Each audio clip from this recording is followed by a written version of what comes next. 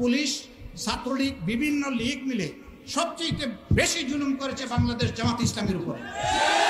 1-2 করে 11 জন শীর্ষ নেতাকে খুন করা হয়েছে, শত শত কর্মীকে খুন করা হয়েছে, মা বোনদের ইজ্জত নষ্ট করা হয়েছে, আমাদের নেতৃবৃন্দের ঘর বাড়ি বুলডোজার দিয়ে ভেঙে দেওয়া হয়েছে, আমাদের জিনিসপত্র কুকের নামে আমাদের বাড়ি থেকে নিয়ে যাওয়া হয়েছে, আমাদের গরিব কর্মীদেরকে চাকরি থেকে বরখাস্ত করা হয়েছে।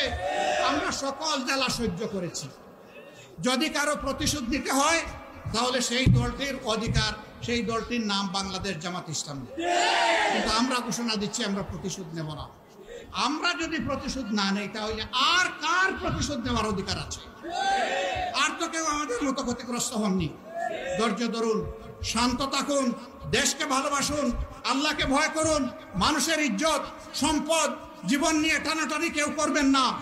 আজ যে পরিবেশ পরিস্থিতির পরিবর্তন হয়েছে, কালকে এটাও আপনার পাপের কারণে বোঝা হয়ে আপনার গাড়িও আসতে পারে। অতএব আমরা সাধু সাবধান, সকলকে সাবধান করে দিচ্ছি। এক জুলুমতন্ত্রের পরে আরেক জুলুমতন্ত্র বাংলাদেশে আমরা দেখতে চাই না।